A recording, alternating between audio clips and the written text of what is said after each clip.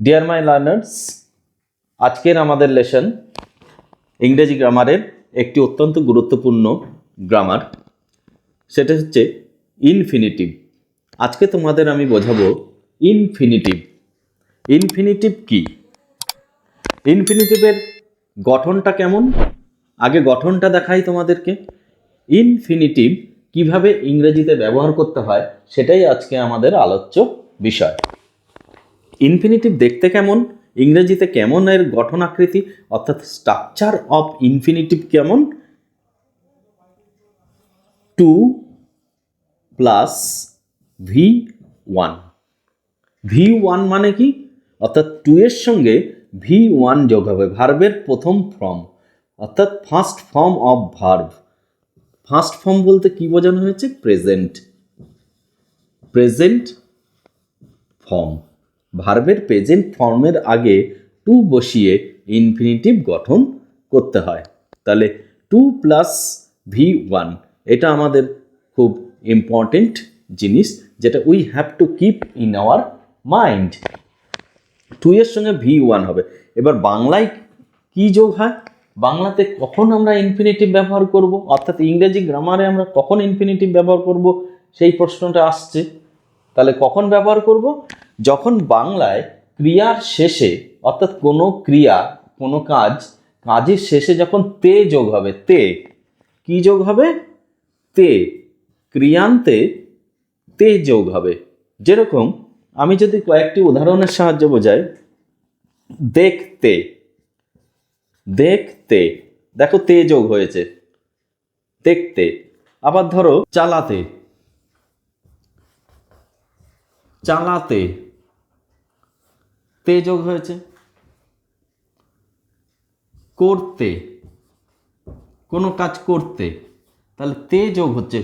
যত এরকম ক্রিয়ার শেষে, অর্থাৎ ক্রিয়ান্তে তে যোগ হবে, সবই কিন্তু আমরা তখন 2 প্লাস V1 করব। তাহলে দেখতে আমার কি হবে? 2C। চালাতে কি হবে? 2। এবার যদি গাড়ি চালানো বোঝায় তাহলে 2 ড্রাইভ, 2 ড্রাইভ। আর যদি কোনো কিছু চালানো বোঝায় প্লে, 2 প্লে, চালানো, 2 প্লে। দেখো করতে কি হবে তাহলে? 2 ডু। কি সুন্দর ইংরেজি ফরমেশনগুলো তৈরি হচ্ছে ইনফিনিটিভের সাহায্যে। এগুলো হচ্ছে ইনফিনিটিভ, এটাকে বলা হয় infinitive.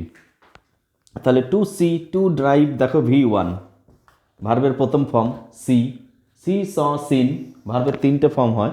Drive V1, do V1। তাহলে 2 এর পরে যখন V1 থাকবে তখন আমরা সেটাকে ইনফিনিটিভ বলবো। এখন তাহলে প্রশ্ন হচ্ছে ইনফিনিটিভটা তাহলে কি ভার্ব?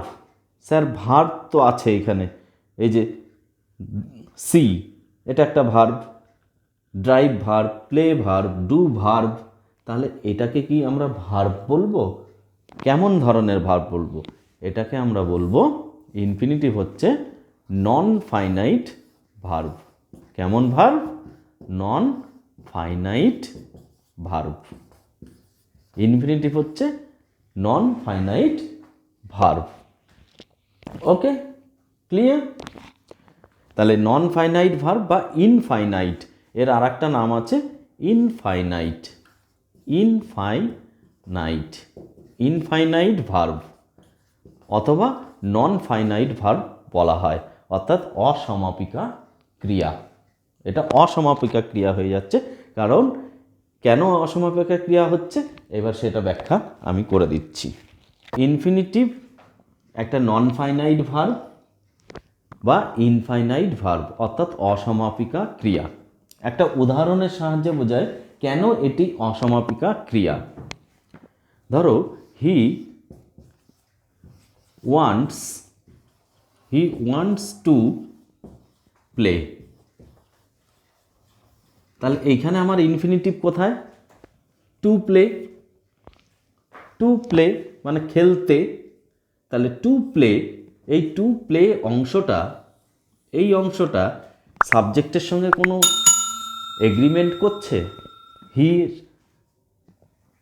হি সাবজেক্টের সঙ্গে তো কোনো এগ্রিমেন্টে মানছে না, অর্থাৎ সাবজেক্ট অনুযায়ী যে বসেছে তা তো নয়, সাবজেক্ট অনুযায়ী বসেছে ওয়ান্টস, এটা হচ্ছে মেন ভার্ব, এটা হচ্ছে এমভি মেন ভার্ব, আর এটা হচ্ছে ইনফিনিটিভ,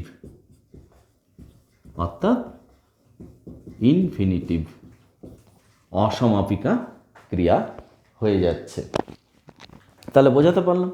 আরও যদি উদাহরণ নিই তাহলে দেখা যাবে উই ভিজিটেড দেয়ার টু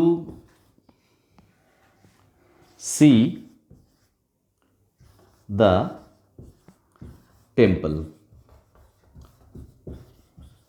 তাহলে ইনফিনিটিভ কোথায়? টু সি দেখতে, আমরা সেখানে গিয়েছিলাম মন্দিরটি দেখতে। তাহলে টু সি দেখতে, তাহলে উই অনুসারে তো টু সি এর সঙ্গে উইয়ের কোনো সম্পর্ক নেই, উইয়ের সঙ্গে সম্পর্ক এগ্রিমেন্ট হচ্ছে ভিজিটেডের, তাই এটাকে বলা হয় অসমাপিকা ক্রিয়া। Infinitive is a non finite verb. আচ্ছা, ফর এক্সাম্পলস, উদাহরণস্বরূপ, হি রাইটস, দেখো হি এর সঙ্গে রাইটসের একটা সম্পর্ক আছে। হি রাইটস, সে লেখে, তিনি লেখেন। He writes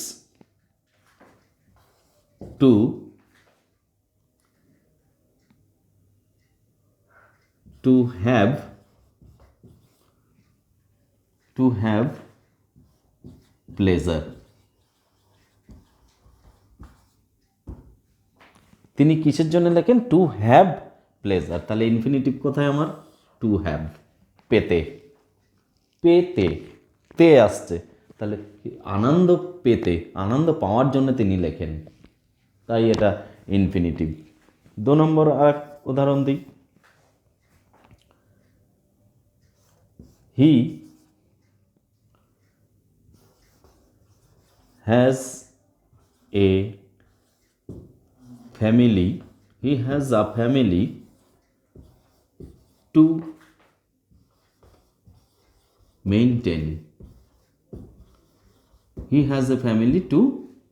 maintain. তাহলে ইনফিনিটিভ কোথায়? তার একটা পরিবার আছে, মেনটেন করতে, অর্থাৎ মেনটেন করার জন্য, টু মেনটেন, এটাকে বলে ইনফিনিটিভ। তাহলে আমরা বুঝতে পারছি যে ইংলিশ গ্রামারে ইনফিনিটিভ কী হয়। তাহলে structure of infinitive is, formation of infinitive is 2 + V1। সব ক্ষেত্রেই কিন্তু আমরা V1 বসিয়েছি, মেনটেন। এখানে কিন্তু 2 এর পর কখনোই হবে, মানে ওয়েন্ট বসাবে না, টু ডিড হয় না, টু ডু হবে, to go, to eat, to যেরকম খেতে চাই।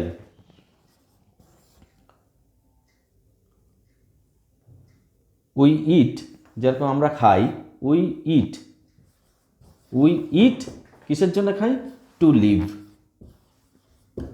আমরা বেঁচে থাকার জন্য খাই, বাঁচতে খাই, তাহলে টু লিভ, এটা হচ্ছে ইনফিনিটিভ। তাহলে এটা ইনফিনিটিভ, এটা ইনফিনিটিভ। তাহলে V1, 2 এর পরে V1 আছে, এটাও 2 এর পরে V1। হ্যাভ মানে পাওয়া, হ্যাভ মানে খাওয়া পাওয়া, এসব বোঝায়। তাহলে এই হচ্ছে ইংরেজি গ্রামারের ইনফিনিটিভ। আমি যেতে চাই, I want to go, I want to live now. এবার দেখো, দুটো উদাহরণের সাহায্যে ইনফিনিটিভ আমি বোঝাবো। আগে যেভাবে বুঝিয়েছি, এবার অনেক সময় কি হয়, জয়েন করতে হয়, জয়নিং করতে হয়। ইনফিনিটিভ দিয়ে আমরা কি করি? জয়নিং করি। বাচ্চাদের অনেক সময় কি করতে দেয়?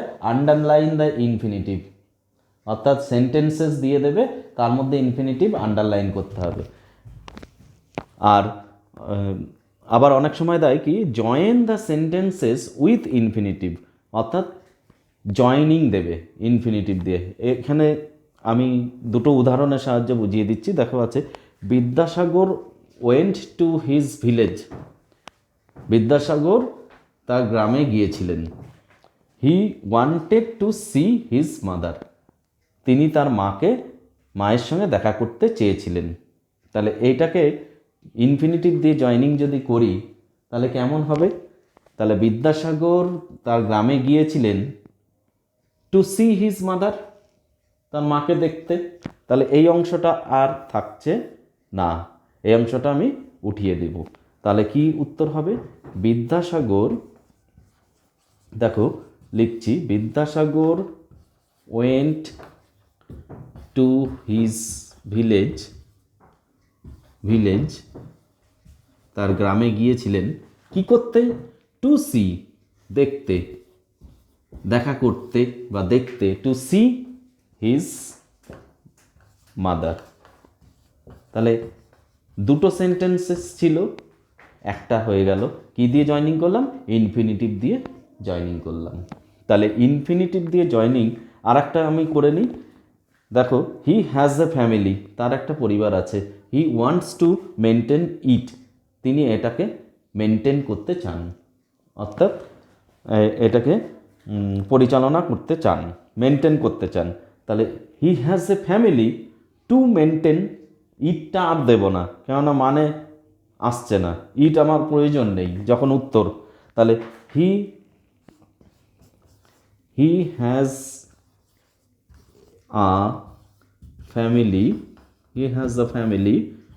family to maintain,